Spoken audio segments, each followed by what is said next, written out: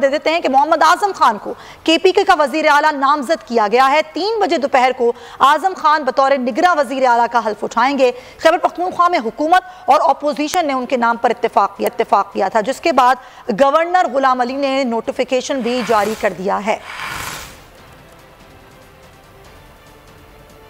जाहिर शाह शिराजी हमारे साथ हैं, हम उनसे बात करते हैं। जी जाहिर शाह, आगाह कीजिएगा।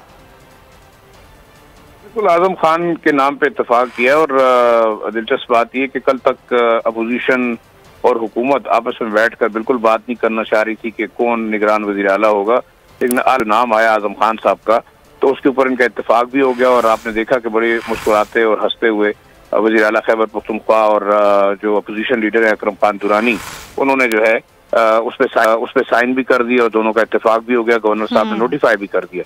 अब इसमें ये देखना चाहिए कि आजम खान साहब फॉर्मर चीफ सेक्रेटरी रहे हैं खैबर पख्तूनख्वा के, इसके अलावा कई अहम इंतजामी ओहदों पर रहे हैं, फाइनेंस में रहे हैं और काफी बड़ी कंट्रीब्यूशन है। एज के हिसाब से तकरीबन 80 साल इनकी उम्र है। यहाँ मैं जरूर एक दिलचस्प बात बताऊंगा कि आजम खान साहब तकरीबन खैबर पख्तूनख्वा के जितने भी एलीट पॉलिटिशियंस हैं उनके किसी न किसी तरीके से रिश्तेदार लगते हैं, चाहे वो परवेज खटक साहब हैं या वली बाग के जो सियासत के लोग हैं, उनके साथ आफ्ताब अहमद खान शेरपाव भी उनके रिलेटिव हैं। इसके अलावा कई फॉर्मर जो IGs हैं, चीफ सेक्रेटरीज हैं, वो उनके रिलेटिव रहे हैं। अभी बड़ी कंट्रीब्यूशन है एडमिनिस्ट्रेटिव ब्यूरोक्रेट खैबर पख्तूनख्वा की, बाहर से पढ़े हुए हैं, काफी मजे हुए जो है वो ब्यूरोक्रेट रहे हैं। हमारी बात जब उनसे तो उनका ये कहना था कि उनकी प्रायोरिटीज 3-4 चीजों पे होगी।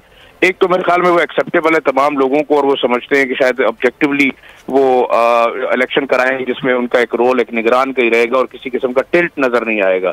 दूसरा जो उन्होंने बात की है वो है फोकस है लॉ एंड ऑर्डर के ऊपर, क्योंकि खैबर पख्तूनख्वा में लॉ एंड ऑर्डर के इशू बड़ा आम है और उनकी प्रायोरिटी जो है वो बकौल उनके वो फोकस रहेगी। तीसरा जो बड़ा आम इशू है वो इस वक्त महंगाई का है। मेरे ख्याल में एडमिनिस्ट्रेटिवली उनके पास इतने इख्तियारात तो नहीं होंगे, लेकिन उन्होंने अपनी प्रायोरिटी में महंगाई की भी बात की है कि वो उसके ऊपर फोकस करेंगे। ओवरऑल इस वक्त अगर हम देख सकते हैं तो एक कंसेंसस कैंडिडेट है फॉर द चीफ मिनिस्टर और जिसमें तमाम सियासी जमातें जो हैं वो राजी हैं।